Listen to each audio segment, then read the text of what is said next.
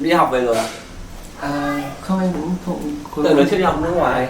Quyết định lại cũng không đi học nữa. Em không đi nữa à? Và vậy bỏ rồi à? Chả bỏ rồi. Come on up. Said he started a new project involving Chả blankets đá Hà Nội. at the Hanoi.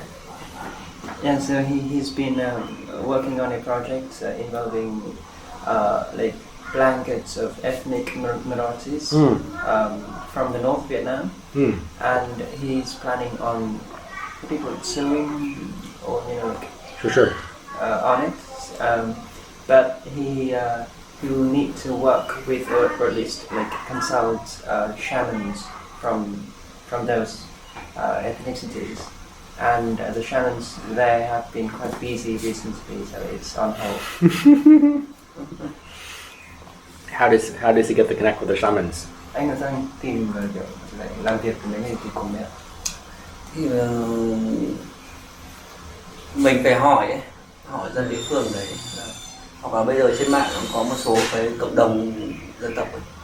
Thì nó vẫn có những cái nghi lễ, nghi thức cúng bái các thứ vẫn chia sẻ trong cái cộng đồng dân tộc đấy. Thì mình quan tâm mình hỏi các cái buổi lễ người ta tổ chức các thứ như thế nào. Dần dần thì tiếp cận với ông thầy cúng, có nhiều cơ duyên để gặp ông thầy cúng. Hoặc ví dụ như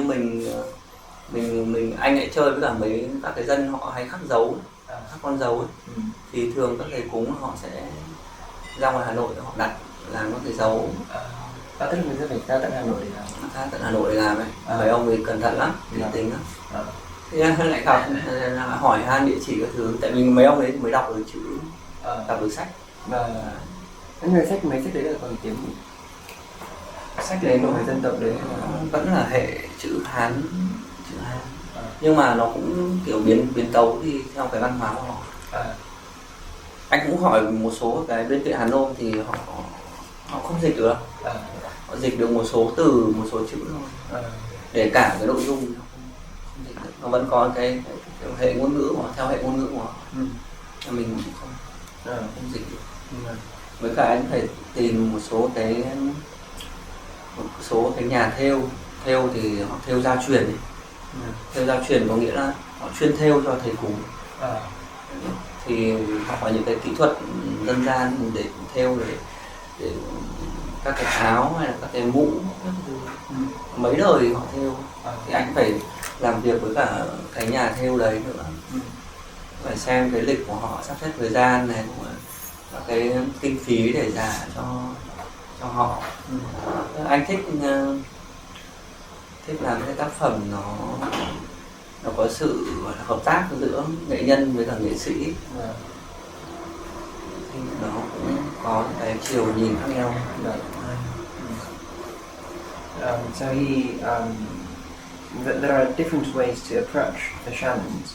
One of the ways would be approaching the people, and they still have rituals, and the people of those ethnicities still have like rituals, like in sort of like maybe daily basis, and then he approached them, and then gradually learn like approach the shamans.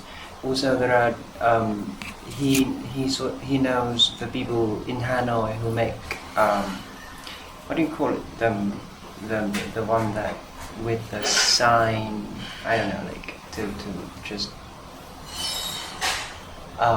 Stamp? yeah, sort of the stamp. Stamp. The stamp that does what? So the shamans would need the stamp for their rituals. He knows the stamp maker, the shaman stamp maker? Yeah, actually, he knows the stamp maker, and the shamans have to go to Hanoi to make them. I have a shaman stamp in my hàng bè. Bạn ấy có mua một cái như thế này để It's from the Tay stamp. của người Tây, Đúng không? Người Tây, người Tây, người Giang, người Nôm, họ đều sử dụng cái dầu thầy cúng họ làm. Có những cái nghi thức nghi lễ làm dấu. And what is he doing with these stamp makers? So he has connection with them because the stam makers, they don't just make stam for shamans but also for other people also. So he has connection with them, and they are all in Hanoi. And the shamans, when they need stamps, they would have to travel to Hanoi to get one.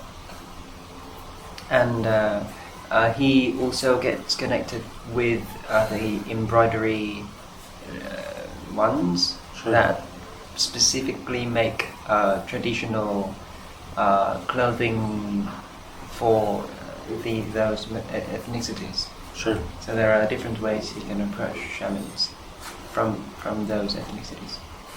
And the project he's going to be working on, what is it about this embroidery on textiles from the ethnic minorities, but involving the shamans in some capacity? What can you share a bit more about that, or is that secret for now? Thì cái dự án này thì anh cái mà theo và rồi thì kiểu làm việc với các thầy cúng, anh có thêm được không? Hay là vẫn đang giữ? Anh cái đấy thì vẫn đang kiểu trong kiểu quá trình mình làm ấy. Thì bây giờ cái tổ chức công việc của anh thì anh muốn thứ nhất là gặp được ông thầy cúng, và ông thầy cúng để mình hỏi một số các cái ý nghĩa trong những cái nghi lễ, trong cái văn hóa nghi lễ của một số đồng bào dân tộc. Mình muốn hiểu hơn một số nghi lễ đó. Tại vì nó liên quan đến các cái vị thần linh, xong rồi một số các cái biểu tượng, biểu trưng nó mang ý nghĩa trong cái văn hóa đấy như thế nào. Cái đấy nó là một cái mảng nó không được nghiên cứu, đúng không? Mình không tìm được tài liệu đâu đấy, chỉ có mình tìm tài liệu sống. Ví dụ như anh nói, ví dụ như một cái tranh thờ rất đơn giản như này, mình không biết cái xe nó đại diện cho cái gì, đúng không? Đó là một cái mấy người ngồi trong cái xe, đúng không? Nhưng mà rõ ràng là nó có một cái ý nghĩa đằng sau cái xe đấy. Nó là xe gì, nó thật cái tính thần thoại nó như thế nào. Mà thật ra trong xã hội hiện đại thì nó các cái tín ngưỡng đấy nó bị mất, nó như là một cái đứt gãy, không được nghiên cứu. Thì anh muốn quan tâm, muốn tìm hiểu rõ hơn về các cái nhân vật như thế nào. Cái ý tưởng của cái tác phẩm này, ý tưởng thì anh muốn làm một cái bộ sử thi dạng đại loại, nó như dạng như kiểu sử thi của cái đồng bào đấy, nhưng mà nó được thần thoại hóa. Thần thoại hóa. Em cũng không biết làm, nhưng sử thi thì nó cũng đã thần thoại rồi chứ không ạ? Tức là nó hơi kiểu dạng nó hơi kiểu dạng, tức là nó thể hiện qua hình ảnh ấy. Nó không phải là kiểu minh họa lại, mà mình muốn biểu hiện một cái không gian nó hơi kiểu thiên đình một chút, thiên giới một chút. Tất nhiên là những cái tranh trong các cái tranh thờ của các vùng miền núi, cái tính ước lệ về không gian của nó rất là cao, nhưng mà anh muốn tìm một cái chiều không gian khác nữa để diễn họa lại.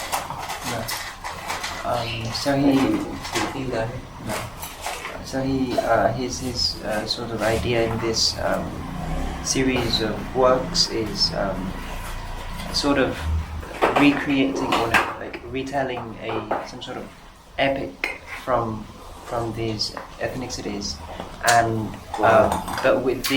but creating a space of the epic itself, not just like retelling in words or in images, but like creating the whole space. And in order to do that, and the space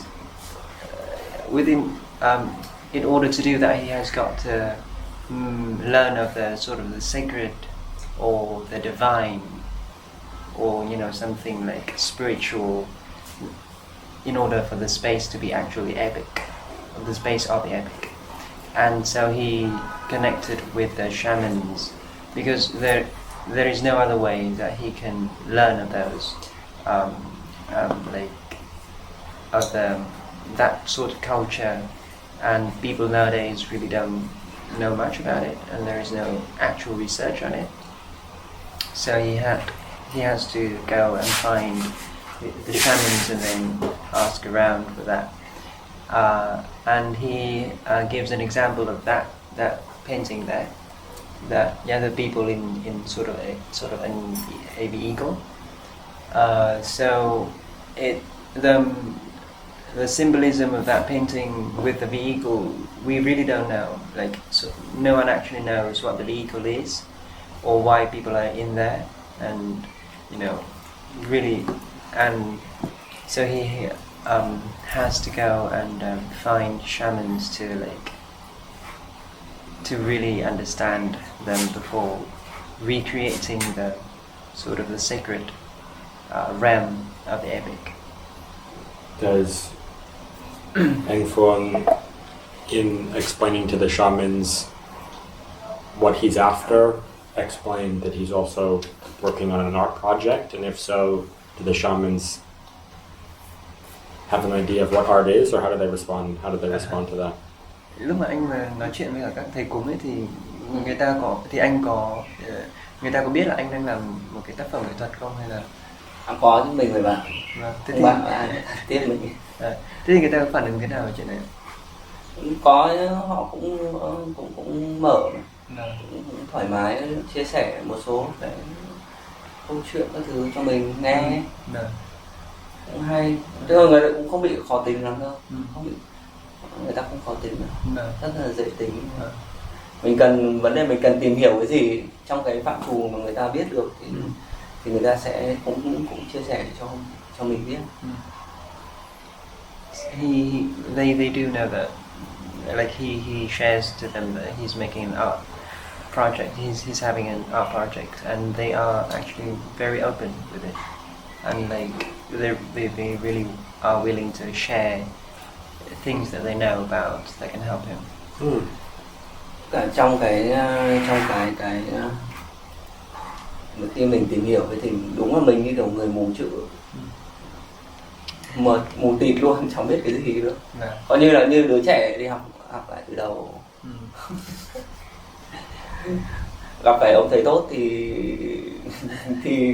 được, gọi là hấp thụ được tốt, gặp phải ông thầy dở thì cũng thế, kiểu chẳng biết được nào lần, mình cũng phải sàng lọc, mình cũng phải sàng lọc, chắt lọc nữa. Tất nhiên là mình không phải là kiểu làm theo kiểu là theo kiểu là chép sử, mình không phải là làm kiểu như thế. Mình ở góc độ mình nghệ sĩ thì mình nhìn được cái chiều nhìn khác để mình phục vụ cho cái tác phẩm của mình muốn thể hiện. Tại vì anh rất là tò mò các cái linh vật ở trong các cái văn hóa đấy, rồi các cái vị quan thần linh, có bao nhiêu vị, mỗi một vị cai quản các cái phương trời như thế nào, tức là đại loại là nó khá rộng ấy. Anh càng đi sâu vào thì anh cảm giác là nó rất là rộng, nó nhiều chiều lắm, kinh khủng luôn. Thế thì anh đang đồng thời là kiểu nghiên cứu cái gọi là tạm gọi là cái tâm linh. Anh phải hệ thống hóa nó lại. Anh phải hiểu được các vị thần đấy, anh phải biết từng nhân vật đấy, mỗi một vị thần đấy họ cai quản cái gì, họ đại diện cho thế lực nào, và họ làm cái cấp bậc gì ở trên tiên giới. Tức là mình phải, mỗi một cái vị quan thần linh ấy nó đều có những cái cõi riêng, cai quản riêng, hay là mỗi một cái linh vật nó đều có mang tính biểu trưng rất là cao. Thì anh có tập trung vào một cái dân tộc nào không, hay là anh thật ra thì anh thấy cái hệ Tây chủ yếu là miền Bắc thôi. Tây Nguyên thì anh chưa đi sâu ở Tây Nguyên. Anh tập trung hoàn toàn vào các cái vùng dân tộc thiểu số phía Bắc. Thì có dân tộc Nùng, dân tộc Dao, dân tộc Tây, Cao Lan, đấy, mấy cái dân tộc này nó có những cái nét nét về văn hóa khá tương đồng nhau. Thì người Dao thì họ sẽ ở cao hơn người Tây và thấp hơn người Mông, tức là nó là cả cái hệ như này, nó từ cao xuống thấp. Thì cái sự giao thoa văn hóa trong cái đời sống của họ, anh thấy nó khá tương đồng, khá giống nhau.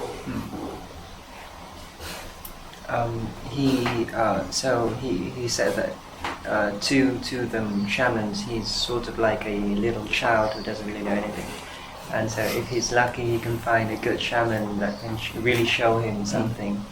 Otherwise it'll be really hard to learn things. And then however he's not sort of a historian, or like he's not trying to record history, but as an artist he is more interested in learning, like feeling the spiritual practices and spiritual point of view of those people, and then like from that feeling he would transfer it into the artwork. I asked him that, and since what he's doing is sort of like summarize or like researching, but at the same time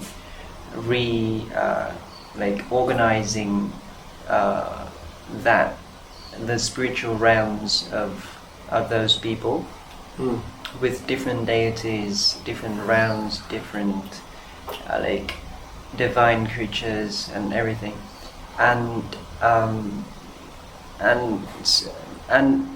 I asked him that he whether he focused on one ethnic minority or like lots of them at once, and he says that he mostly does his research of the ethnicities up north in the northern part of Vietnam, and they actually have lots of similarities between different ethnicities. They share, sort of stories, and somehow the spiritual realms of theirs he can see quite some similarities between them. Which are the ethnicities? He did say Nùng, Tày, Dao, Mông, Cao Lan. Mấy cái hệ. Well, I'd love to ask him more about that. Perhaps I can tell him a little bit about what I've been doing and show him some stuff. Người Mường. Mường. Thì bạn ấy sẽ muốn nói ngắn gọn về cái dự án của bạn ấy một tẹo. Sau đấy thì bạn ấy sẽ đang cũng muốn quan tâm hơn về, muốn nghe thêm về cái dự án của anh hiện tại. So I can't remember what exactly I showed him before, but perhaps before COVID I was working on a project meeting artists, and then I made a very large book to show at an art fair in Paris at the end of 2019. And that large book, maybe I showed him already, I can't remember, but it was sort of like a prototype. It had 50 different artists, it was 300 pages, and I brought that book and I showed museums and places in the US and in England and in France the types of artists and the types of work I was gathering, and that included images from my meetings with Phương. Bạn ấy cũng không nhớ là lần cuối gặp thì bạn ấy đã cho anh kiểu xem cái gì, nhưng mà bạn ấy còn nói lại là cái dự án của bạn ấy thì vẫn là kiểu nghiên cứu về cái gọi là nghệ thuật đương đại ở khu vực Đông Nam Á.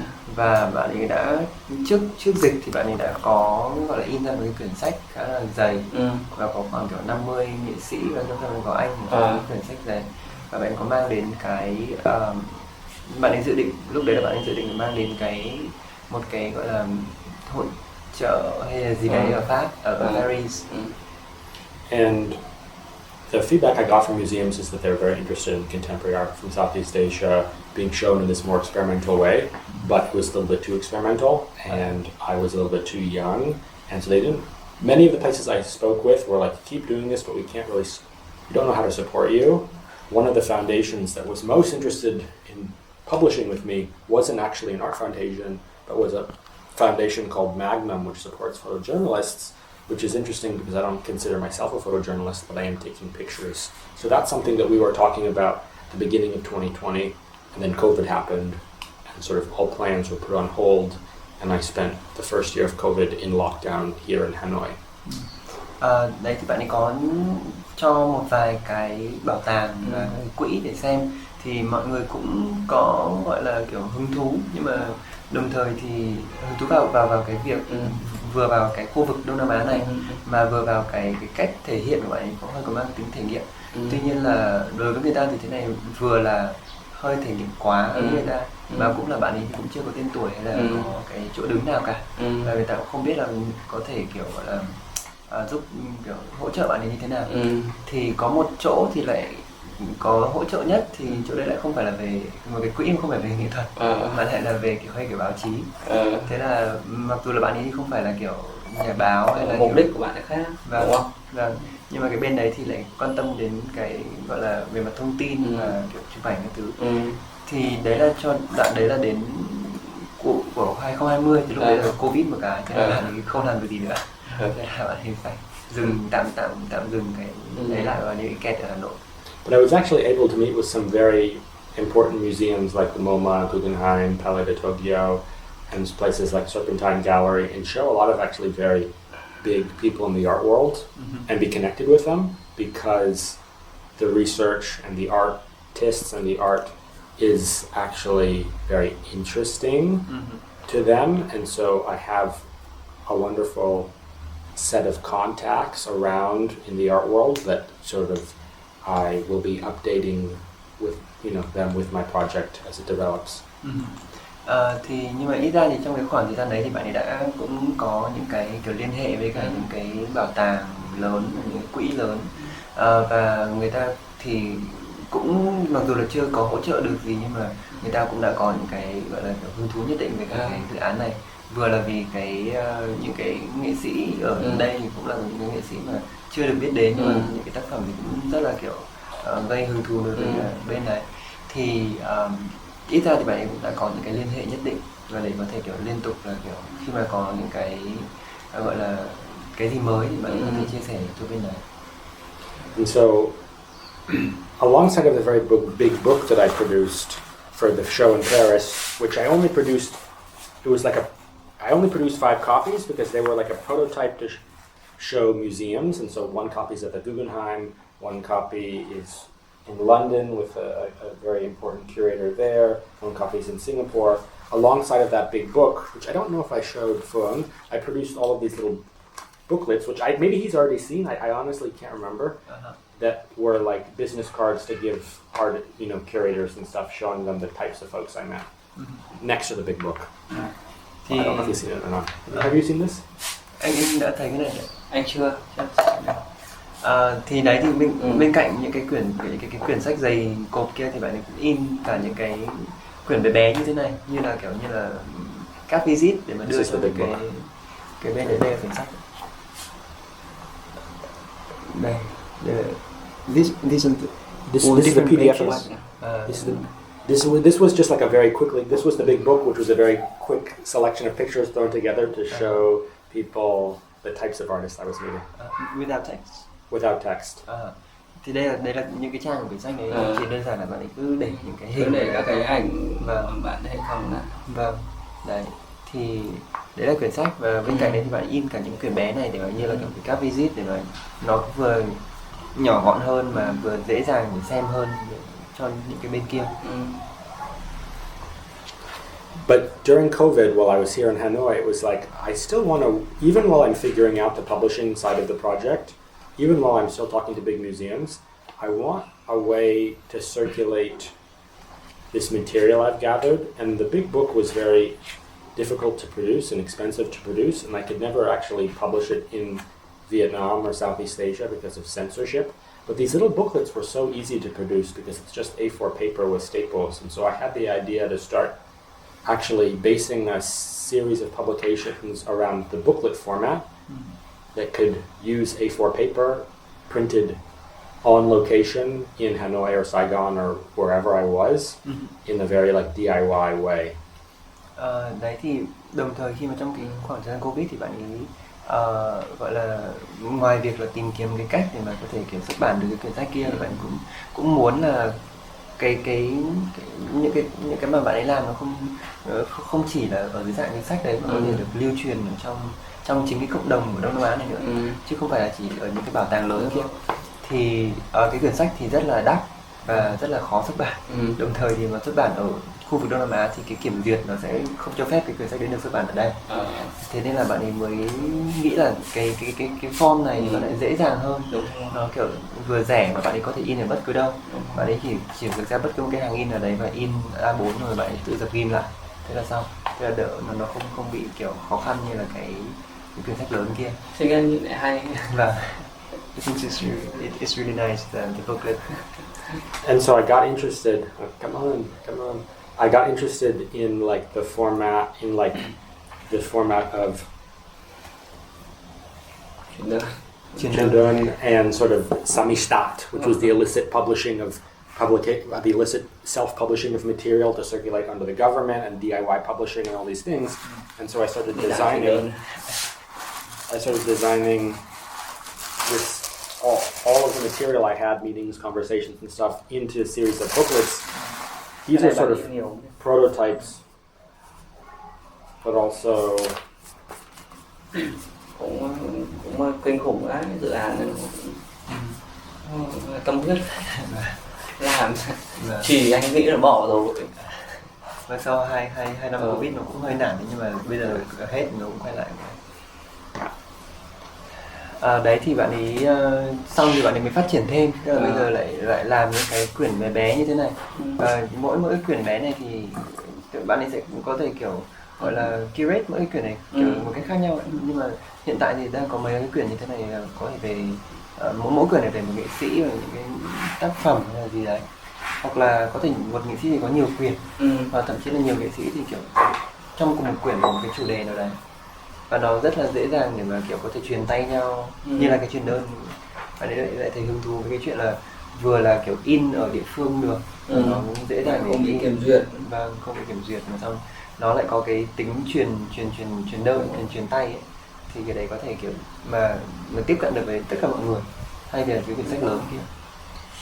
And I see these as very flexible formats that can be continually updated, changed, added to. These little booklets could also be combined together to make larger booklets by a certain curatorial keyword or sort of by a certain discipline, yada yada. Đấy thì bạn ấy thấy là cái này nó rất là linh động, và bạn ấy sẽ liên tục để mà kiểu gọi là update những cái quyển này. Bạn ấy có thể là rất là dễ dàng update, và có thể nhiều cái quyển bạn ấy có thể gộp lại một quyển lớn hơn theo những chủ đề khác nhau. Làm ở các cái khu vực Đông Nam Á là đúng là phải chọn cái kiểu như này. I think this form really suits this area, this Ngày xưa anh làm cái tác phẩm với cái hồi mới ra trường ấy, anh muốn làm cái tác phẩm ở nơi công cộng, nhưng mà nếu mà làm một cái tác phẩm ở nơi công cộng thì ở Việt Nam thì nó khá là phức tạp, phải giấy phép này, xong rồi công an phường nhiều thứ này, thế cũng phải nghĩ một cái cách kiểu để mình vẫn làm một cái tác phẩm đặt ở nơi công cộng mà không bị ảnh hưởng đến cái hộp, cũng phải làm những cái nhỏ xong rồi đi đặt các nơi. So he says that when he graduated from the art school, he also thought of making a public artwork, but then it was really complicated during according because of censorship, and then he has to work with the officials and everything. So he also had to Sure. like try to work under the radar. Anh nhớ cái đợt đấy anh bày tên triển lãm với nó kiểu là triển lãm virus.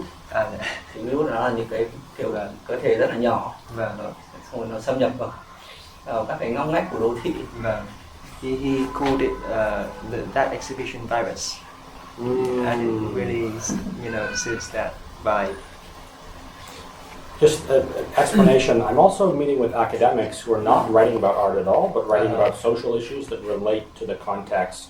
This is one of the leading anthropologists who focuses on urbanization in Ho Chi Minh City and Thu Tiem and South Saigon, and asking to take some of his academic writings, which are often quite inaccessible, to put them alongside artists who are dealing with similar types of issues. This is not about art, it's about urban theory, but I feel like it's important to take that from the academy and sort of put it on the same level and circulate it amongst art. Đấy thì cái quyển này, riêng quyển này thì nó lại không phải, tức là nó là lấy từ một cái nhà nghiên cứu nhân học mà rất là quan tâm đến đô thị và đặc biệt là Thủ Thiêm này. Thì bạn ấy đã xin phép là lấy được những cái bài báo của ông ấy để mà đặt vào đây ở bên cạnh những cái gọi là gọi là tác phẩm, như là một cái cách để mà kiểu lại nó không cái việc là cái gọi là cái thứ kinh viện kia nó không còn ở trên cao để mà nó cũng được lưu truyền giống như theo cùng một cách như là những cái nghệ thuật. But also to take historical documents, đây là những cái về lịch sử, which are talking about issues in Vietnam. This is from the 1970s, published by the Vietnamese government, on how drug usage is a problem specifically of capitalist and colonial invention. Cái này thì là những cái quyển mà chính phủ đã in ra về cái nạn kiểu là ma túy và and sort of republish things from the archives amongst the contemporary. Và bạn ấy đã chọn là lấy lại cả kiểu lại gọi là in lại những cái này, chụp lại in lại những cái này, kiểu như là xuất bản ngược lại cái này và lấy cái này từ trong những cái kho là in lại. Cũng cái này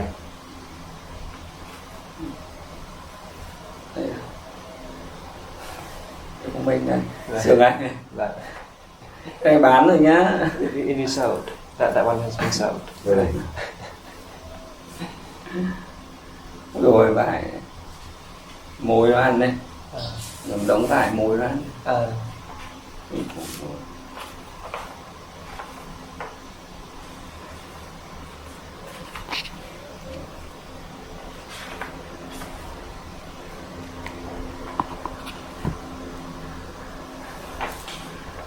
Hôm nay nóng, bạn đi sang cũng tầm như thế này nóng. It was really hot that day. Yeah. Nóng. And so this is just like one way the images could be shown, and just including some conversations we had last time with Mai at a sort of at an interview we had, and also the things that he was saying then, talking about the work. Thì đây là cũng là một cái phương thức để mà kiểu thể hiện cái này thôi. Thì đấy là cứ để những cái và xong rồi thì những cái cuộc nói chuyện ở bên cạnh. Bạn đi về nước là anh triển lãm cái bộ tranh này rồi chứ? Ở VCCA. So when you returned to the US, he had an exhibition of those paintings in VCCA. Triển lãm xong rồi Mizuki nghỉ đấy. Cái ông giám đốc ở đây nó nghỉ. After that, the director of VCCA, quit. I think quit it. VCCA. Well, the other thing I'm doing with these little booklets is I am noting the date that they were drafted and the location they were printed and the day they were printed, because I'm always changing them and updating them, and the ink quality is going to be different depending on which country and which printer and which city I used, and so I want it to be a record of that. Thì đấy, thì mỗi cái bản này thì lại có một cái ngày nháp, cái địa điểm in và cái ngày mà nó được in. Thì cái ở trên đấy là có những cái cột màu đấy, thì mỗi cái chỗ thì nó lại có cái màu mỗi cái máy in là địa điểm, cái chỗ in thì nó lại có một cái chất lượng in khác nhau. Thì bạn ấy để đấy như là một cái gọi là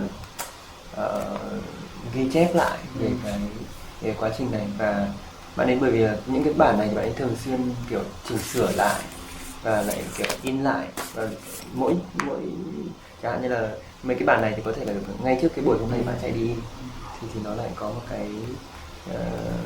một cái sự hơi khác nhau rồi. Well, this is the prototype for these. these are all for him. Unfortunately, I need to keep this because I only have a couple, and they're to show the inspiration of these. But I'm just auditioning these for him. Also, these, I probably have material for 60 or 70 different booklets already. These are just a couple to show people a range, but I've always included Phung Duk's work because I find the images quite good, the work is quite interesting, and the things he's saying are quite interesting and funny. And so I hope he's okay, but I've given these to museums and curators all around France, Mexico, the US, Vietnam, and Singapore. Đấy thì đây And they've been interested in his work. Những bạn ấy thì có đủ tư liệu để mà kiểu làm khoảng tầm 70 cái quyển bé bé như thế này. Thì mấy quyển này là để tặng anh. Và cái thì bạn ấy cũng in khá là nhiều và bạn ấy cũng cho các cái bảo tàng lớn xem, thì trong đấy là có những cái tác phẩm của anh này và những cái câu kiểu đúng như thế này. Thì những cái bên cái bảo tàng kia thì khá là kiểu quan tâm và cũng khá là thích những cái tác phẩm đấy của anh. Cảm ơn. And so I'm also, for me, what's important is like meeting people, meeting them again, continuing the conversation, continuing the relationship. This is a project which is sort of ever growing, ever expanding. I'm also speaking with art spaces here in Vietnam or Cambodia or Thailand, the countries that I'm traveling through, to partner with art spaces to print up editions of these, which are available at like San Art or Heritage Space or ADP or Mot Plus. At the same time, I'm bringing these back to speak with museums or foundations in the West to print up more legally published versions of these, which would be available at art spaces and foundations outside of this area too.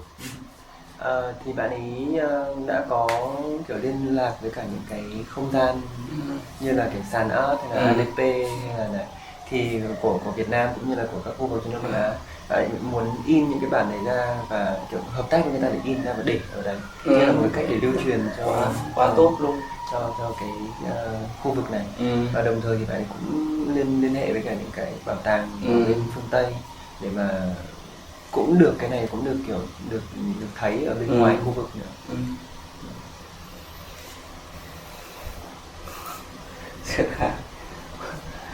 Bao nhiêu năm nhỉ?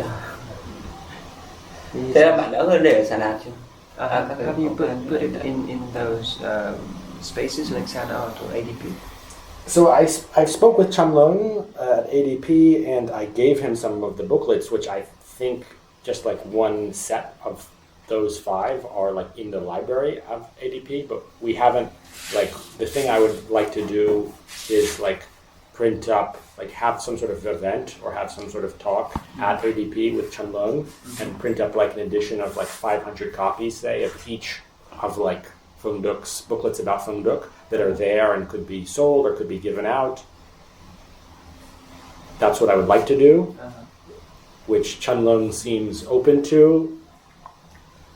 I just need some more material, like I need more booklets essentially, different types. Similarly, I've talked to Dinh Q Lê about doing something with San Art, and he's been very interested, and we're going to talk. He's currently not in Vietnam now, but when he gets back in the middle of July, we're going to meet up again about potentially doing something with San Art. So all of these things are like, all the art spaces I talk to are very open about this.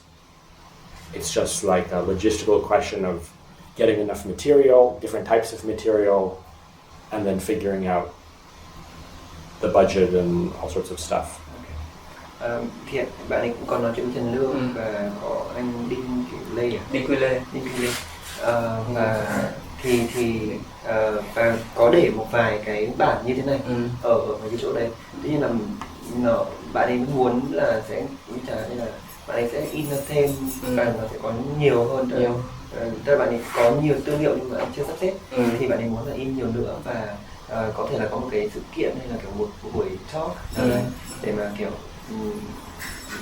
chính thức là kiểu hợp tác với cả những cái bên này.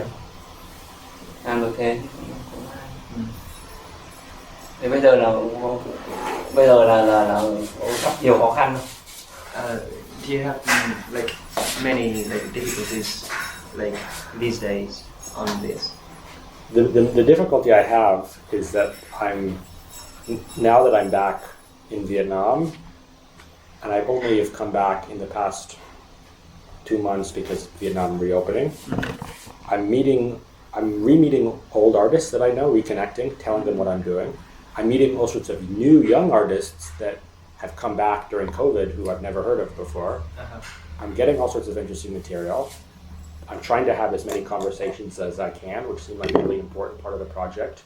To continue conversations with people I've met, to have conversations with new people, to record that sort of oral history. And the issue is I just don't have any time to produce booklets because all my time is meeting people.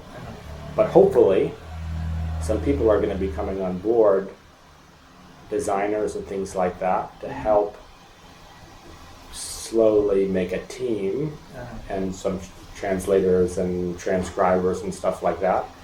I think because I have something to show people that's physical, people are more willing to be supportive. And so things may be picking up speed now. Okay. Fingers crossed. Thì cái khó khăn lớn nhất hiện tại, tức là bạn ấy mới quay trở lại Việt Nam từ tháng 5, thì tháng 5 mới mở cửa. Thì từ lúc đấy đến bây giờ là bạn ấy kiểu liên tục là kiểu lại gặp lại những cái người mà bạn ấy đã từng nói chuyện cũ để kiểu nhắc lại, và đồng thời thì cũng lại gặp thêm cả những cái người mới nữa, có rất là nhiều người mới trong 2 năm vừa qua. Thì vấn đề lớn nhất của bạn ấy bây giờ đấy là bạn ấy có một bình thản và xong có rất là nhiều thứ phải làm. Hiện tại thì có rất là nhiều tư liệu nhưng mà anh chưa có thời gian để mà xử lý nó. Thì bây giờ thì cũng đang dần dần là kiểu gọi là có thêm người để mà cùng làm cùng bạn để tạo thành một cái nhóm. Thì có thể là mọi người sẽ kiểu lại bắt đầu quay có nhiều tốc độ bắt đầu cao lên. Đúng rồi. Một mình làm nhiều việc quá nhỉ. Vâng. Vừa gặp nghệ sĩ, vừa viết bài, vừa in sức ấn, hệ thống đủ kiểu.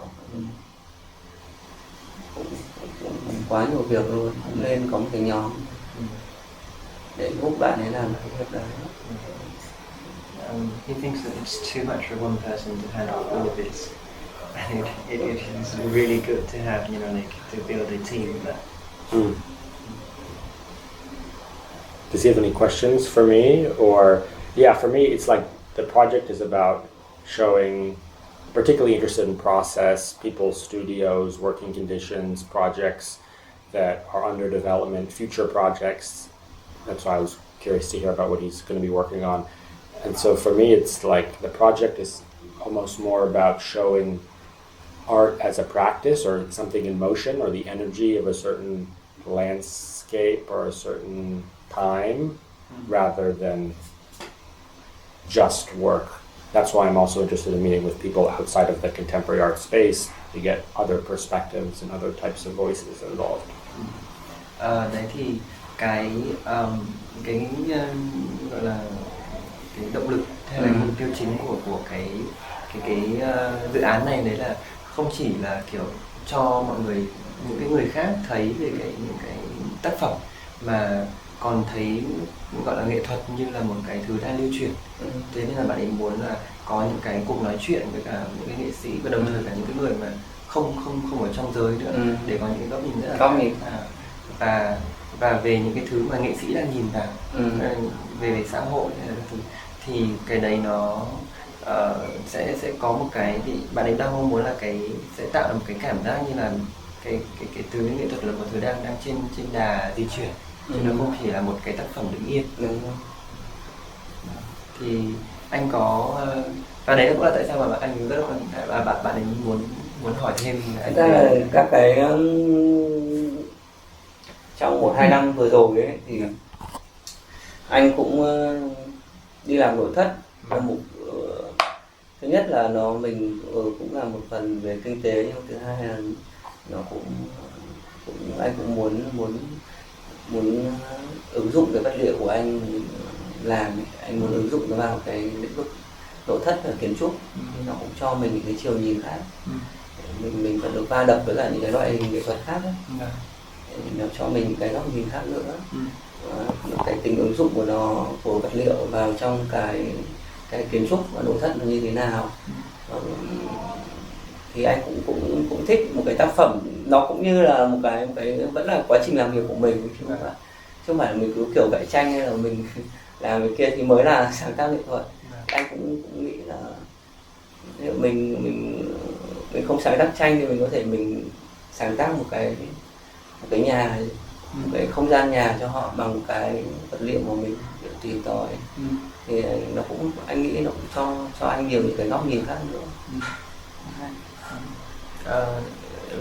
In the past year, he's been working on, you know, like a furniture, interior design, or, you know, like even architecture, to also look at different disciplines and practices outside of, you know, art. To like, since he is really interested in material, and he's got different, he's sort of discovered and, you know, sort of invented, I don't know, different materials, and he wanted to apply them within other disciplines and the actual sort of application form of it, rather than just you know, like art. And he considers it also sort of a creation and sort of work, and it's not just art. Only art is considered work to him, and it's been quite like it reveals something for him, you know, also, and it's been say nice for him to, in the past year, working on it. What does it reveal? But also, I want to show him, perhaps he knows already, this designer in Saigon, a young designer who I've been speaking with about their work too, named Hugh, who does furniture from found objects, but in a very modernist type of way. These are some objects that he's designed, and also pictures of some objects of inspiration he's found around Saigon. Anh cũng muốn xem vài cái bạn này là bạn cũng thiết kế, không biết anh biết bạn này không? Thì bạn ấy có thiết kế mấy cái đồ liên quan như thế này. Có xem. He knows this guy? Yeah. He's seen these before. He doesn't personally know this person.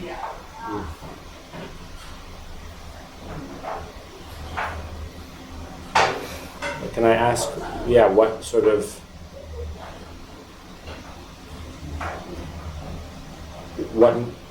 of new perspective on art or art practice has working on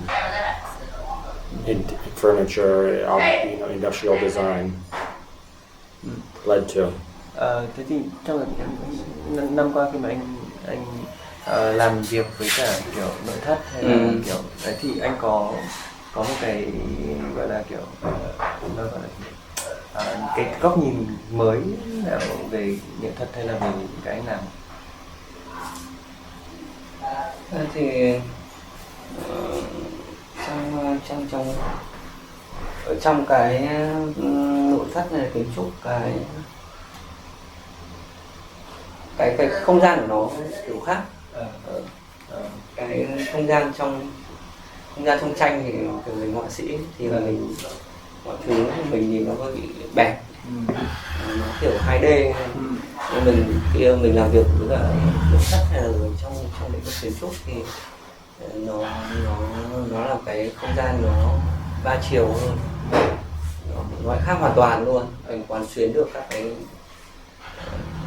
kiểu mình phải thay đổi cái từ 2D sang cái dạng không gian kia, cũng là cái khác.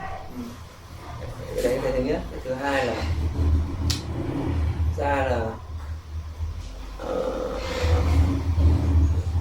nội thất, kiến trúc hay là nghệ thuật nó là một khối, nó một khối tổng hòa với nhau. Cả ba nó là một khối, cả cái không gian sinh hoạt nữa. Thì ví dụ anh làm không gian quán thì nó quán xá chẳng hạn, thế thì nó cũng có những cái, nó cũng phải có kiến trúc, rồi xong rồi nội thất cái thứ, trên tường nó phải có các cái tác phẩm nghệ thuật như thế nào đấy. Hoặc là các cái công trình cổ cái xưa, đình chùa miếu mạo các thứ, hay nó đều làm cái khối tổng hòa, cho nó không tách ra. Nó không tách là thằng hội họa hay là tách thằng kiến trúc, hay là nó không tách ra. Trong cái đình thì nó cũng kiểu đấy. Kể cả diễn sướng các cái nghi lễ trong đình, xong các cái chạm khắc ở trên, Yeah. xong các cái mộng kết được rồi nhau, tức là nó làm cái khối rồi mà. Thì anh thấy không biết là soi nghệ thuật nó quy ở một khối đấy không. No. So firstly, it's a really new perspective for him to work in the interior design and architecture, different from the one that he has within painting. It's clearly a different space. Painting he's working on a sort of 2D plane, while interior design or architecture would deal with a sort of 3D space, and those two are totally different spaces that he can when he works with the 3D space, he has a totally new perspective on it, and also to him the interior design, architecture, painting or art, and daily life, or daily life would be sort of merging within one same sort of space. For example, if he would design a cafe, then the interior and the architecture and also the paintings on the wall and people going around, that would be merging into one seamless movement and Sure. and one sort of one thing. And he related to the traditional architectures like temples or even people's homes. They don't, or they didn't separate interior or architecture or painting or daily life. Everything would be merged within one sort of perspective. They look at them all from one perspective. And he even within the spiritual architectures like temples, all the rituals happening under that, or within that space would be would be considered one and the same with that space. And so he wonders also if art would ever get to that point where that union, that united and that union. Yeah, Wagner, the Western musician, talks about Gesamtkunstwerk, which is like total art, which is sort of the merge, which for him was what opera aspired to be. Set design, song, acting, theater, like everything coming together to make an art form that is absolutely encompassing of every media. Is that something that Phương also aspires to? Cái đấy thì lại làm bạn ấy nhớ đến Pháp là ông ấy có nói về cái, ông ấy coi như là cái opera như là cũng cần phải như thế, khi mà tất cả dàn hợp xướng rồi cái nhạc rồi cả cái thì cái gọi là cái nhà hát, thì tất cả đều phải cùng trong một thể thống nhất. Anh làm mấy cái nội thất nó cái tổ chức không gian nó cũng phải quán xuyến các cái tác phẩm kiểu tác phẩm tranh, nó chỉ là một phần trong cái không gian đấy thôi, chứ mình vẫn phải tổ chức nó như là cái vật liệu của mình rồi, để mình sắp xếp tổ chức nó trong cái không gian cho nó hợp lý. Thì đấy nó cũng hay, nó cho mình những cái góc nhìn khác. Nhưng mà mình lại kiểu dân ngoại đạo, mình là kiểu họa sĩ, cũng không phải chuyên về cái lĩnh vực đấy. Nhưng mà khi mà mình tiếp cận với cái lĩnh vực đấy thì mình lại đưa được những cái kiểu hội họa, cái chất hội họa vào trong cái công trình nội thất. Vì bình thường các kiến trúc sư họ sẽ không lựa chọn phương án đấy, thì mình sẽ lựa chọn. So he thinks that the Wagner's whatever it is called, the total art, Gesamtkunstwerk. Yeah, would be quite similar to what he's aiming to, and he notes that for example, his painting, for example, from a painter's perspective, it's an artwork within one space of interior and architecture. It's just one material of that whole union of thing, and he really likes them to explore this new perspective. And even though he is a sort of an outsider, because he's a painter, and he's an outsider coming to this field of architecture and interior design, he's brought with him the perspective of a painter that would be quite interesting to put here, put within that dynamics. There are many decisions that architects would not make, but he would make to put them sort of artiness, Sure. paintiness within the space. Ví dụ như là anh làm một cái cửa, làm cái cửa nhôm, thì bình thường kiến trúc sư ấy, họ sẽ đặt cái loại cửa đấy, xong rồi họ lắp đặt vào là xong. Thế nhưng mình họa sĩ thì mình cái đấy nó không thỏa mãn mình ấy. Tại vì cái đấy nó tính sản xuất và tính đại trà, tính công nghiệp nó rất là cao. Nhìn nó chẳng có tí cảm xúc ấy, nó rất là chuẩn, nó rất là chính xác, nó rất là tiện nghi, nhưng mà nó chẳng có một tí cảm xúc nào cả. Đấy thì mình đứng ở góc độ kiểu mình cũng làm nghệ thuật đấy, thì mình muốn cái tính thủ công nó được nằm ở trong đấy để đẩy cái cảm xúc nó lên. Nhưng mình có thể mình làm sơn mài lên cái thanh cửa nhôm đấy, thì nó cũng là một cái hình thức kiểu nó có tính thủ công ở trong đấy, và nó có tính cảm xúc, cái tính bàn tay ở trong đấy. Nó cũng hay đấy, ví dụ là như thế. So he, as an example, so the aluminium door is very common and popular within this field, and people usually, if they would make a door, they can easily just order one and then put there. But to him, it even though it's cheap and it's convenient and it's practical, it's actually, it doesn't convey, or it doesn't hold within it any sort of feeling, emotion. And as an artist, he finds it rather, not, satisfactory. So, for example, he would, treat it with some, do some lacquer painting on it, to give it more of a personal feel, and gives it more personality or feeling to that door. Well, this is such an amazing space as it is. Would Anh Phuong be comfortable if I just took some pictures, just as a way to note and to ask him some questions about this place?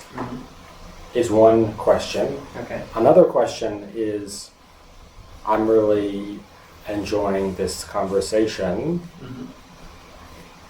and would love to sort of include this conversation in the booklet, continuing, or make another booklet about this. And also, is there anything that Phuong would want to share?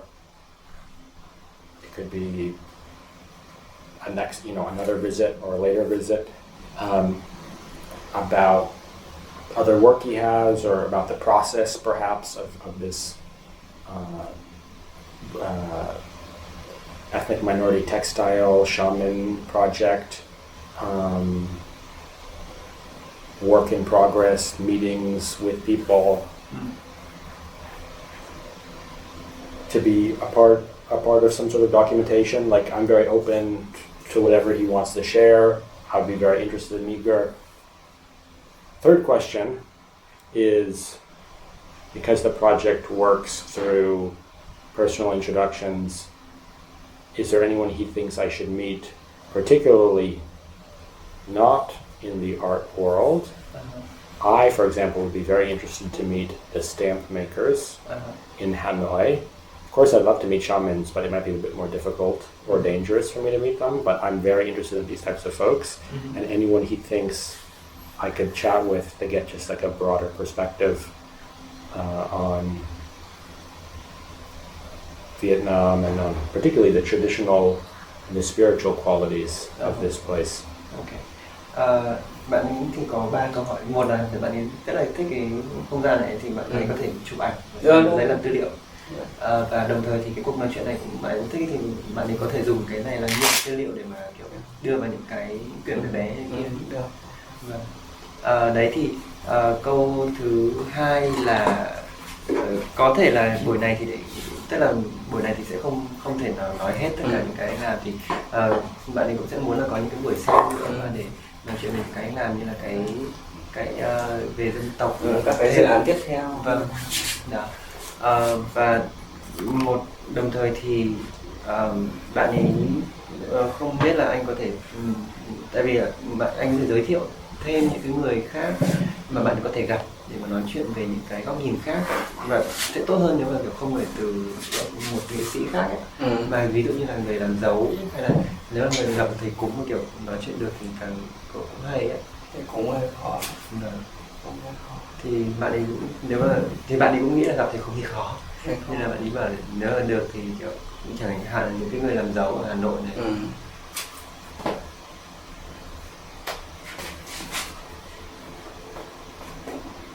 Thì anh có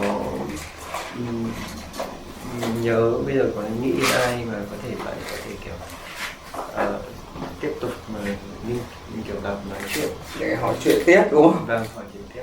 Xong chẳng hạn như là có thể là kiểu lần sau thì sẽ có gặp cả anh lẫn người đấy chẳng hạn trong lúc mà anh làm việc với người đấy chẳng hạn thì sẽ có thể gặp anh hai người cùng nhau và có thể kiểu lấy thêm tư liệu từ quá trình làm việc của anh. Để anh nhớ xem một chút.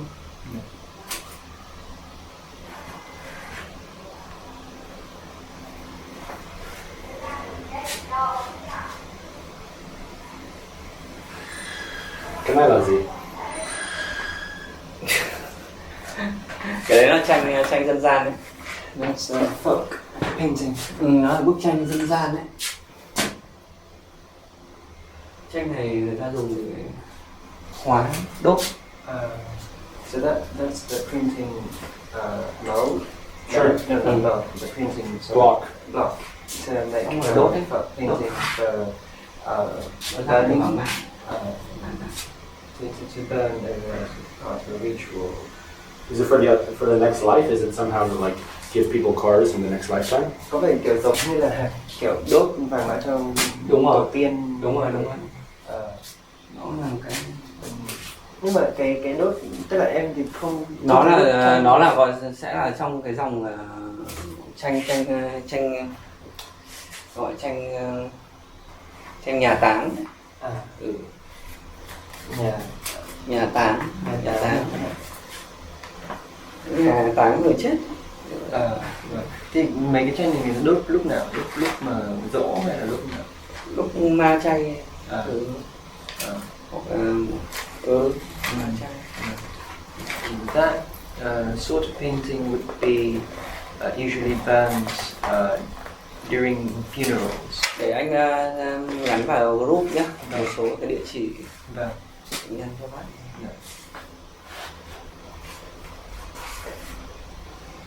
What is this? Cái đấy là gì? Cái này là đợt năm ngoái anh làm cái xem triển lãm cho tăng thân làng Mai, hội tăng thân làng Mai thì kiểu các sư cô mang cái này đến đây tặng đấy. Đây là một cái câu của thầy Thích Nhất Hạnh. That he was when he last year when he did sort of he helped my village, Thích Nhất Hạnh, with the exhibition. They gave him that as a gift. Pond Village, the Pond Village group? Yeah, the Plum Village. He helped Pond Village? Why? Or what was? With the exhibition affairs. What do you mean with an exhibition of theirs? Triển lãm cái thứ triển lãm ba. ở They don't Yết Kiêu. Một hành. They did have a sort of a calligraphy exhibition in the art university of Hanoi, and he helped them with that. So Plum Village, the Thich Nhat Hanh's Buddhist Yeah. circle, put on an exhibition of calligraphy in Hanoi, Ở Hà Nội. and he was an artist, or he. No, he helped them with the, How was he connected with the Plum Village folks? sao những anh lại có liên hệ với cả những người nhiều lắm. Duyên kiểu duyên thế nào, kiểu anh lại chơi với một cái anh tăng thân ở trong đấy. Cái anh tăng thân trong đấy thì biết anh là kiểu họa sĩ, thì anh ấy thì cùng kiểu đúng lúc thì bên làng thì cũng đang muốn làm triển lãm cho thầy, thì mình cũng ở cái vai trò mình vào mình hỗ trợ cho mọi người làm, xong rồi mọi người có rủ vào tăng thân, anh có vào hội đoàn nào đâu, mình nghệ sĩ mình hội hè đâu, có việc thì mình vẫn giúp, nhờ mình vẫn giúp thôi. It's sort of like destiny, fate, or something. That he knew a monk in one village, and then when they wanted to. Tận đấy là đầu Covid là bắt mình phải đứng kiểu cách 2 mét, khoảng cách 2 mét. Cái bố cục này nó là bố cục hình tam giác. Vâng. Trong một cái tác phẩm của Tô Ngọc Vân ấy. Thì cái hình tam giác nó được giãn ra, vui vui thì nó hơi khó tính.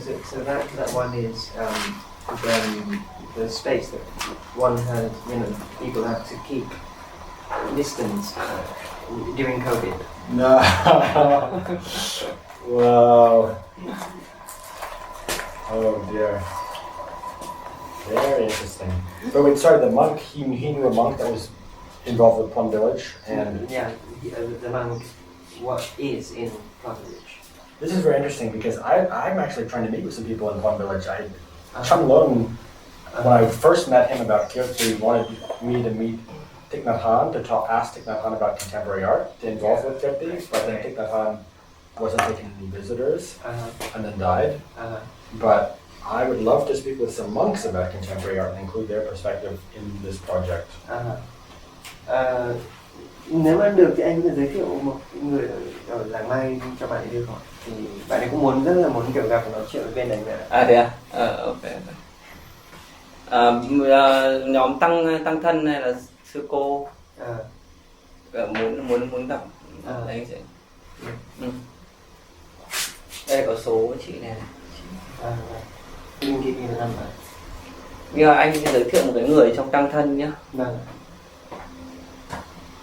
Is this monk in Huế or in Hanoi? Cái cô đấy là ở Huế hay là Hà Nội. Hà Nội Thì chị cũng nằm trong cái tăng thân của làng này. Tăng thân nhưng không phải sư đâu nhá. Tăng thân là khác, tăng thân là cái người hỗ trợ cho các sư. So it's not a monk, in fact, but she's within the group of people who Em đây. are sort of developed. Alo. Vâng, vừa nãy em điện nhưng mà xong rồi. Who is she? Vừa nãy em điện em bảo anh lấy cái ghế đi, cái ghế em. And within that group. Một cái. But then Sure. he just clarified that she's not a monk. Well, that's fine. I'm also interested to meet her. It seems like it's fate. See what happens. Did he mention anyone? Did you mention about like? I'd love to include process of his or other work of his if he wants, or Yeah, I did. and what was his response?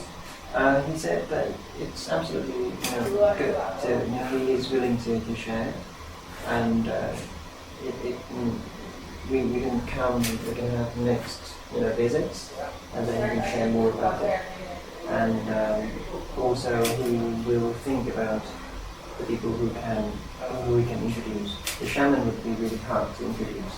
What about the stamp makers? Yeah, the people who he can introduce us to this direction. Cái đó là gì? Đâu? Không, thành kiểu thổ địa. Chứ không phải là Không phải thổ địa.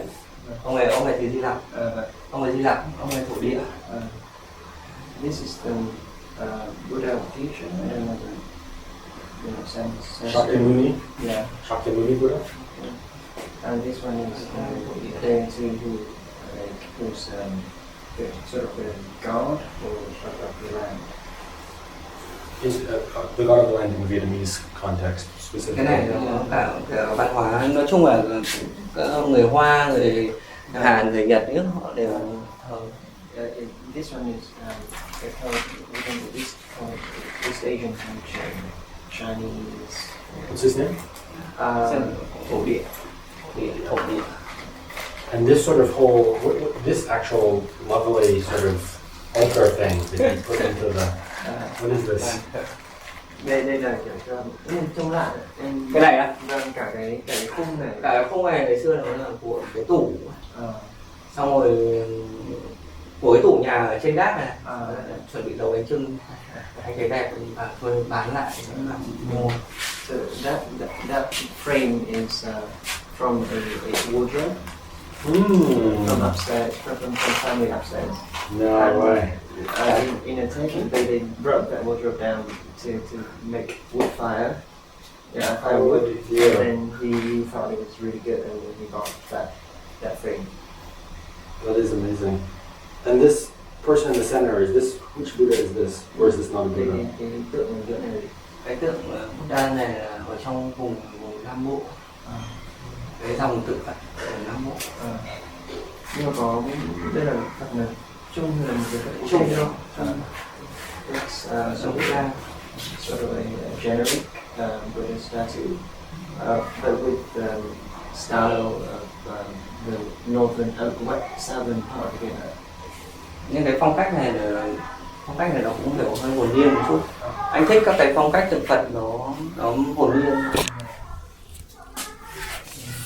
Các hình tượng nó kiểu gần gũi, không nặng nề quá. Can you just hold this as we walk around so that it's following us? What are these? Oh, what's this? Cái này cái miếu. Ở các cái vùng miền núi, các cái vùng núi hoang vu ấy, thì nó hay có các cái miếu, hoặc là nó có các cái cây, xong bên cạnh cái cây nó có cái miếu ấy. Thì nó cũng chỗ ấy nó rất là linh thiêng ấy. Nó là những cái chốn rất là linh thiêng. It's sort of a, like little temples. I don't know what it's called, but it's usually in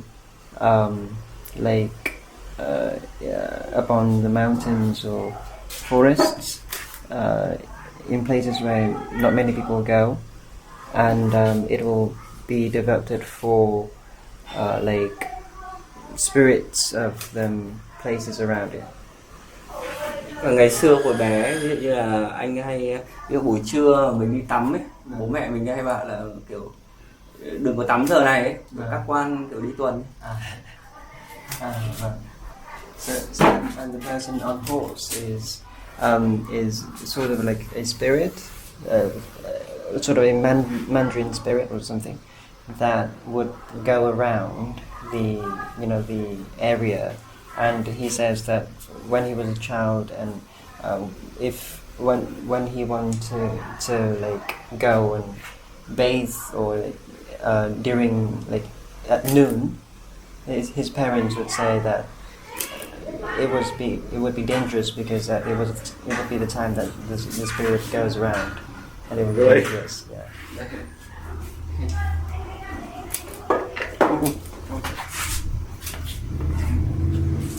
Cái này là cái tường của cái nhà. Cái nhà này là họ mới phá cái năm Tân Sửu ấy. Thì anh bóc mạng. That's the piece of the wall that at the buffalo, the year of the buffalo, that they broke down that wall, and he picked up a piece of that wall. And Which wall? Cái tường nào này? Tường ở ngoài này. At the outside, right over there. So that was painted onto a wall? Đã sửa lại. Là anh vẽ con trâu vào đấy. Anh vẽ. He painted after picking up that piece. Thế cái năm đấy là năm con trâu rồi luôn. Vâng. Theo cung 12 con giáp. Vâng. Which wall was it? Cái tường đấy ở ngoài kia. Đây thế. This is the same piece. Not the same, but Đây là một cái nóc nhà nóc nhà Pháp ấy. Nhưng mà nó bị ngập ấy. Bị ngập luôn ạ. Không thì mình tưởng tượng nó kiểu nó bị ngập về văn hóa. Vâng. So that's a like what is it? The top of the house? Lụt. That of a French building. Within it, it is sort of, to him, it's flooded in terms of culture, culturally flooded. So this is a part of a French house cái này that là he's drawn like a. Is this like a Hui style or more traditional Vietnamese style architecture within it? Anh cái này là Anh đục. Anh phải đục cái này ra. Tức là cả cái miếng. Cái này là cái kê chân cột nhà. Cả cái tấm gỗ này Vâng. là cái kê chân cột nhà. Vâng. Còn cái lỗ này là chính là cái lỗ để đút cái cột gỗ này. Vâng. Thế xong anh đục cái này ra, xong anh vẽ cái này. Xong anh đục ra thì nó như là một cái khung tranh ấy. Vâng. Anh chỉ vui. Vâng. This the whole thing. This thing is the one that holds the pillars of the house, and this is where the pillars go. And he would just put a sort of a frame here, and then paint on it and in it. Đục mãi. Đục.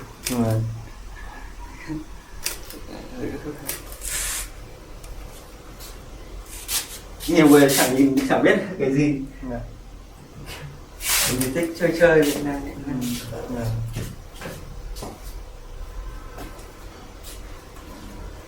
And so this is a painting by him. These. Mấy cái này anh cũng là vẽ hết đây đúng không? Không, cái đấy nó là bộ mặt nạ người ta dùng để người ta cái người thầy cúng người ta đeo vào đầu này thì nó đại diện cho cái vị thần đấy. Đây là thầy cúng của. Cái này là của người Dao. These are used by Zao's shaman as masks. They would put it up on their forehead to like then with the ritual these gods will embody them. Đây cái này, đấy là cái mặt nạ. And that's also a mask.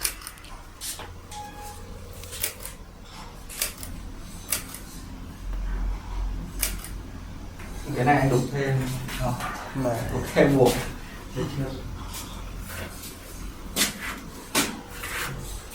Này Andy Warhol. Andy Warhol, yes. Run. Siêu tập đấy. Which are some of Anh Phuong's favorite objects or artifacts in this space, whether he created or found? Anh trong những cái này anh thích cái nào nhất? Còn những cái nào anh thích nhất? Cái nào anh thích? He likes everything. These are water puppets. Đấy là rối nước. Yeah, water puppets. This feels sort of like a exhibition itself, and also like a mood board, like all sorts of different things to draw inspiration from, and yet they sort of feels like they interact with each other in an interesting way. Anh bảo cái này vừa như là một cái triển lãm và sau vừa như là cái kiểu như là những cái thứ mà cùng với nhau nó tương tác với nhau mà có kiểu như là tạo ý tưởng. What is the silvery thing? Let's ask what Cái tranh này là anh. Cái này là cái thớt. Anh đang vẽ dở ấy. Chưa. It's in progress, and it's originally I don't know what it is, the wooden thing that you use to chop things on. Sure, cutting board. Yeah, cutting board. And this? Yeah. Cái này làm chơi. Cái miếng đất mà. Miếng đất này. Đất là kiểu đất nung đất. Không. Đất. Đất ép vào. It's just soil, and he just put like printing. Ngày xưa anh hay gọi là hộ son. In. Can you hold this up? Anh giữ.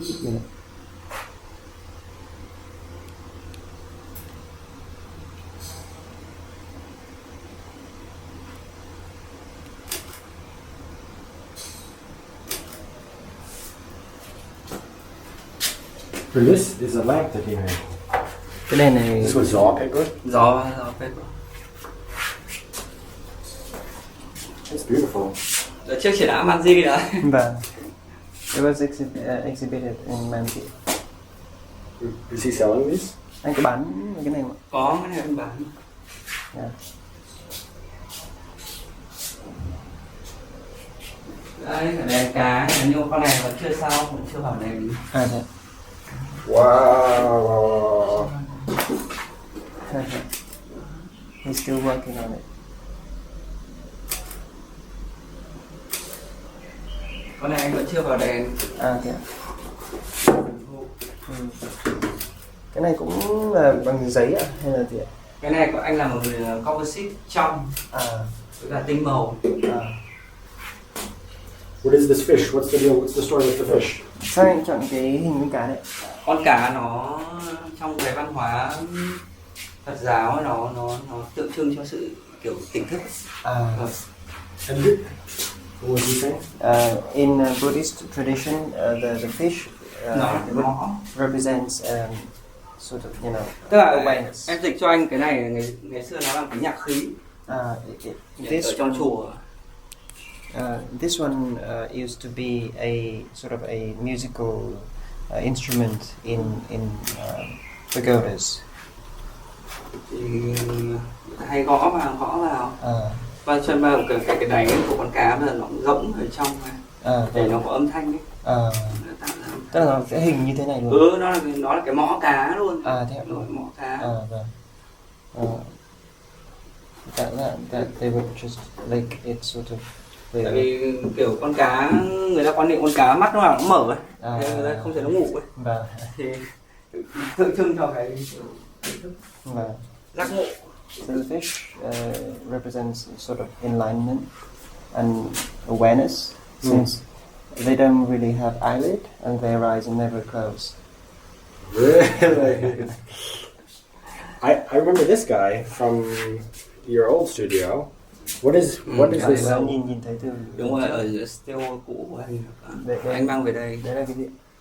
Đây, cái này cũng là một cái vị Buddha, một vị thần bảo hộ của người Chăm. Thần bảo hộ Buddha người Chăm. Nhưng mà cái hình tướng thì đây nó cũng như kiểu Phật ấy. Vâng. This is a deity, sort of the protector of Cham people. Did he paint this? Anh vẽ đúng không? Anh vẽ trên một cái miếng gỗ, người ta bỏ đi gỗ cũ. Xong anh đóng khung, anh làm hết rồi. This whole thing is he made everything. And this guy, this is I remember him from his exhibition as well, from his studio. Cái này là still. Cái đấy cũng là bột Is this Vietnamese or Burmese lacquer? Cái này là cái sơn mài của Việt Nam. chân nến Của Việt Nam hay là Việt Nam. Của cái đấy của Việt Nam. Vietnamese. And this one? Cái này là anh nhặt cái miếng ngói của nhà này. Của chiếc ở nhà này luôn. Nó có viên ngói bên cạnh kia. Anh đi vẽ thế là anh không có giấy ấy. Có màu nhưng không có giấy đấy. Thì anh ấy lấy viên ngói này anh vẽ. So when he came to that house, he brought with him colors, paints, but he did not bring paper, so he just took one like shingle. Yeah, to paint that. Cái này cũng cái mảng tường này. This is also a piece of wall. Thôi đứng gần tàu te.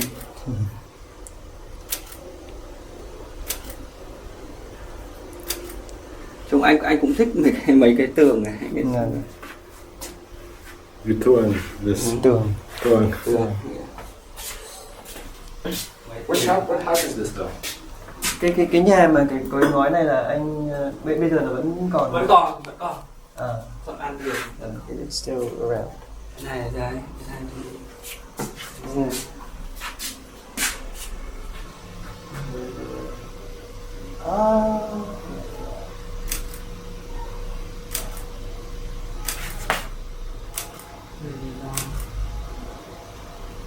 This looks like a fish con cá or con dấu, whatever the dragon is. Rồng.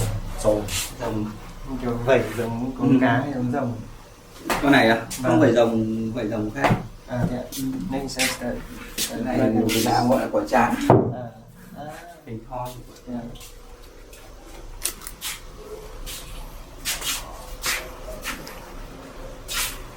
What other thing? This one. Cái mõ trâu. Like buffalo or cow.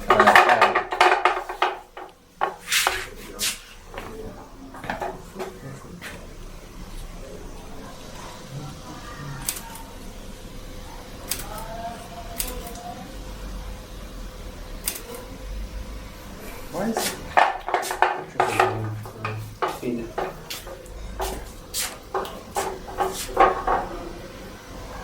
Wait, I'm sorry. Can I take a picture of that again? You got overexposed. See what's in light, but maybe in front of something darker, like here. Yeah.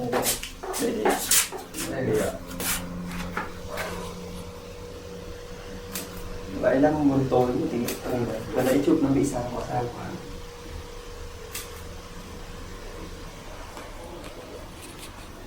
2021. Này 2021. 2021 có phải năm con trâu không? Đấy, 5 con trâu. Đó là 5 trâu. Con trâu à. 2021 is the year of popular too. Đó là 5 trâu. What is this? Cái này nó là sắc hàn mẹ con. Mother and child. Hàn bằng sắt. The little frog.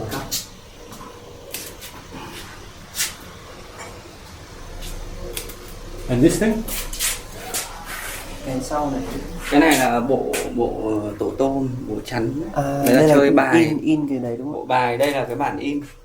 This is the printing board of a sort of Chinese poker. Chinese what? Chinese poker. Bộ này à? Poker? Yeah. Poker của Japan là cái hình của người Nhật. Tất cả các cái hình này đều là của người Nhật. Thế ạ. Thời kỳ Edo. Nhưng mà cái bài này ở bên Nhật lại không có, chỉ có Việt Nam có thôi. Không hiểu được nào. Nhưng mà tất cả các hình này đều là người Nhật hết, mặc kimono này, xong rồi các cái nón nước này. Đấy, em thấy giống Nhật không? Vâng, đúng rồi. Đấy. Đều người Nhật hết, nhưng mà bên Nhật hỏi thì không ai biết là cái gì. So it's actually not Chinese poker, but Vietnamese poker. It's only in Vietnam, but all the figures are Edo Japanese people. But it's strange because Japanese people don't have this sort of, this thing, this poker thing. Cũng lạ nhỉ? Dạ. Mà chỉ Việt Nam có, rất lạ. Trung Quốc không có. Hay là cái đợt cái này là từ đợt nào? Tức là Việt Nam là cái hình này là từ đợt nào? Thế không biết cái thời các cụ chơi này. Thế hay là từ đợt mấy cái năm Nhật nó sang thì lại làm cái này? Có thể. Tổ tôm đấy. Đánh cạn tổ tôm. And this guy? What? Cái này. Cái này thì là lâu rồi. Cái này con hổ. Năm vừa rồi năm hổ mà. Năm nay chứ đúng không? Năm nay là năm hổ. Để đây để trong nhà. This is a tiger. This year is the year of tiger, and he puts it here to guard the house. Beautiful. Very reasonable. Đẹp nhỉ, cái hổ. And this thing? Cái này. Cái này cái lịch. Kiểu xuất sắc. Đây là lịch của người Thái. Thai people. Thai? Thai. Yeah, from Thai ethnic or Thai country? Ethnic. Can someone hold this? Maybe not around the head. Mỗi nhà nhá, họ sẽ làm một kiểu. Tức là về hình thức như này giống nhau, nhưng cái hình trên này mỗi người họ làm một kiểu. Each family would have a different form for this. có nhà thì làm con bướm, nhà thì làm con chim, nhà thì làm hình đầu người. Dễ không? Nhà là họ thích cái gì thì họ làm cái đấy. Về bản chất lịch thì nó giống nhau. Thời các cụ thì làm đeo cổ đi làm, nó chỉ nhỏ bằng sừng hoặc bằng ngà. Người ta đút túi quần đi buôn bán túi quần để xem giờ tốt giờ xấu.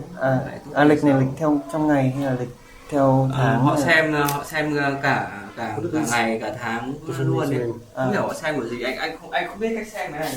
Phải mấy cụ già không? This is they will bring this around everywhere to check the good hour, the good day, good month thing. But it's anh có biết mấy cái dấu này là gì không ạ? Cái này chỉ biết là hình như là nó là ngày không tốt đấy. This is bad day. Cái này là cái ngày không tốt này. How does he learn all of these things? Do you know all of this, or how does Anh Phương learn about all this? Sao anh biết về cái này? Anh phải hỏi một cái bạn người dân tộc đấy, hỏi cái này là cái gì? He collected these in the where. Hoặc ở trong nhà người ta có. Where the ethnic and that people live, and then he just asked them about it. Thì mấy cụ già thì người ta biết xem. Tức là bây giờ người trẻ có biết xem không? Về mà xem lịch kia, xem lịch. Only old people know now how to read. Thế thì cầm điện thoại nó vào Google dự báo thời tiết hết được luôn, không nào mưa không nào nắng. Không phải xem. What is this thing? This wooden thing. Cái tượng góc đấy là gì? Tượng gỗ này anh thấy là vứt đi mà ngoài đường anh nhặt về. It's just a wooden statue that he found on the street. The people just threw it away. Nó là được tạo tác dở ấy. Mình cũng thích cái tạo tác dở kiểu chưa xong ấy. Không người ta bỏ đi. It was thrown away in while not like quite finished, and he likes that idea of not yet to finished thing. No, it's amazing. It's so totally amazing. What is this? Độc lập. Independent. Đấy là một cái tờ báo ngày xưa đấy. That's a page from a magazine.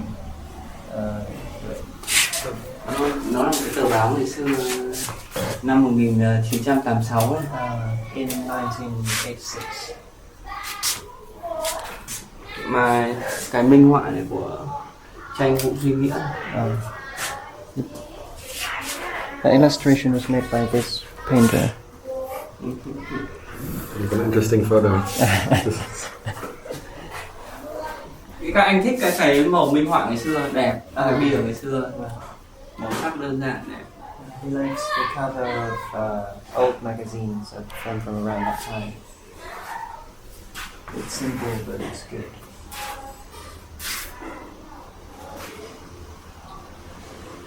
Wow. Tôi đồ chơi. It's exciting. Made out of concrete. Xe chở súp. Similar colors. Super cool. Okay, well, yeah, this wasn't like a meeting for a formal interview. I just wanted to update Anh Phương on what I've been up to and share with them. And this has been really nice, just grabbing some quick shots and walking around. But yeah, the spirit of the project is just to continue conversations. I'm still interested in what Phương is doing. I'm still, any meeting again would be amazing. Hearing about his projects as they develop, or documenting his projects as they develop, and anyone that we can meet in our ever-expanding quest to know everybody. Thì hôm nay là đến thăm anh thì kiểu chia sẻ với anh là bạn ấy làm gì để nghe anh chia sẻ về những cái anh dạo này làm, thì bạn ấy vẫn cứ tiếp tục cái dự án này, nó cũng chắc là cũng chả bao giờ hết ý. Thì cứ đi về xong rồi thì Đúng rồi, quay lại thì lại gặp. Vâng. Lại xem là ông ấy ông làm việc đến đâu rồi, thay đổi gì không. Thì đợt này là bạn ấy sẽ, cái đợt Covid thì bạn không làm được gì, nhưng đến đợt này tại vì bạn ấy không thích làm qua mạng lắm, bạn cứ thích về đến Trực gặp. tiếp. Vâng. Thế là bạn ấy đợt này thì quay lại thì bạn ấy sẽ kiểu đi gặp nhiều, cũng quay qua quay lại. Thì nếu mà được thì thấy bạn ấy khi nào mà tức là cũng muốn gọi là kiểu lấy tư liệu trong quá trình làm việc của anh ấy, thì đấy thì chắc là xong rồi thì cũng xin cả cái liên lạc mà anh kiểu chẳng hạn như là người làm dấu hay là người theo đấy. Để anh nhắn lên nhóm số cái địa chỉ. Dạ.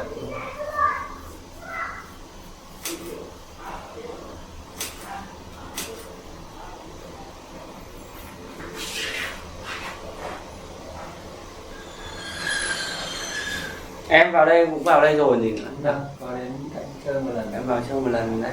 Vâng. Cái đợt đấy đang nhiều đồ đúng không? Đợt em vào nhiều đồ đúng không? Anh mới dọn bớt đi. Dọn vào chỗ Trường Trinh ạ. Kiểu anh dọn cho nó gọn ấy. Kiểu nó nhiều đồ quá nên nó cũng bụi. Anh thỉnh thoảng anh mới qua đây. Nhiều quá bụi mình không dọn được, mà thôi để ít đồ cho nó thoáng thoáng. Nhưng mà cửa hàng để ít đồ không có cảm giác muốn mua. Anh còn cái gian bên kia nữa kìa. Gian kính bên kia. Có thể đi ngoài là nhìn vào đấy. Đấy. Bắt đầu đấy nó gian.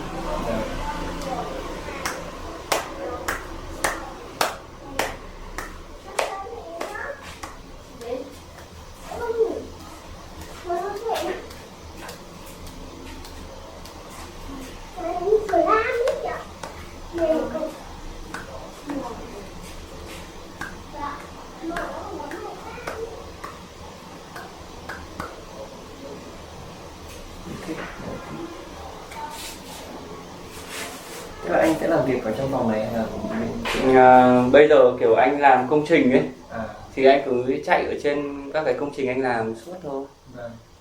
Thì anh đang làm với chỗ Trần Quốc Toản ấy, cái nhà ở trên đấy. Thì anh cứ chạy ở trên đấy suốt. Thỉnh thoảng anh lại về đây, mà rảnh thì anh lại về đây. Để làm công trình thì mình phải quản lý thợ thuyền ấy. Nhiều thợ lắm. Để giám sát luôn. Giám sát. Thời có mệt lắm. Mệt. Chưa kể hỏng hóc các thứ, bảo hành đủ kiểu. Xong rồi mình làm lại kiểu nghệ lại chơi nghĩ ra toàn mấy cái trò kiểu quái.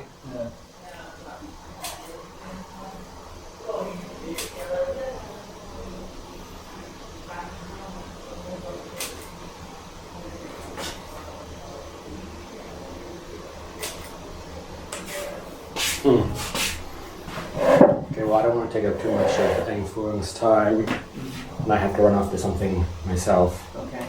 And yeah, I just hope this can be considered like a conversation that we are picking up from last time and that will continue in the future.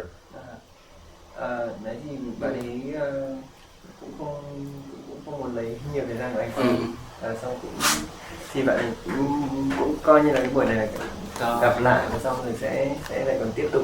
Có những cái để anh gửi một số cái ấy cho nhau. You'll send a few contacts on the Facebook group. Cảm ơn nhé. Cảm ơn anh. Let me just make sure that I sign them all. Let me see. Có. Ghi hết này cái này. Có. Cái này siêu tập được anh nhỉ? Không có. Siêu tập được không? Được ạ. Được anh nhỉ? Này tác phẩm của ông rồi. And if he wants the pictures of his, I have like loads of pictures of his. I'm happy to send those over to him, and he can use those how he sees fit. Bạn ấy có rất nhiều cái ảnh về anh nhé, cái chụp anh nhé, cái chụp cái không gian cái của anh. Nếu mà anh muốn bạn có thể gửi qua anh thì anh có thể dùng cái đấy. Anh có dùng máy tính đâu. Lúc mà ví dụ như là anh mà cần ấy, thì anh sẽ nhờ bạn đi gửi. he actually doesn't use a computer. So if when he wants, he can just tell you, and you can send him a few. Perfect. Cool. Anything else he wants to ask now or remark or? Anh có If he wants to change anything with the booklet too, let me know and I'm happy to like. nếu mà anh có kiểu nhận xét gì về cái này thì anh cứ bảo bạn ấy. Anh ấy sẽ xem kỹ lại một lượt nữa. Vâng. Anh có câu hỏi gì về cái dự án hay là Không, anh chỉ có một lời chúc là chúc dự án coi như là thành công tốt đẹp thôi.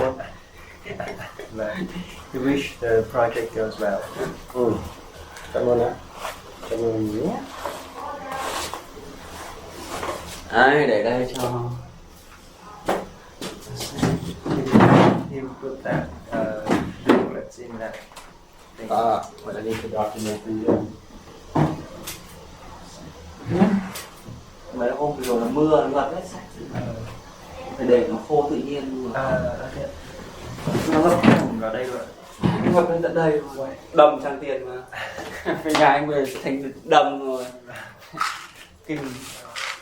It's the rainy season of Hanoi, and last time it rained, it flooded to like. Yeah. Mỗi một năm người ta cứ nâng bê tông lên một lần, cuối cùng thì ngập. Cách đây 1-2 năm thì nó không ngập đâu, bây giờ nó ngập. It didn't flood like previously, but this year it floods. Ok, anh cảm ơn Hải nhé. Cool. Very cool.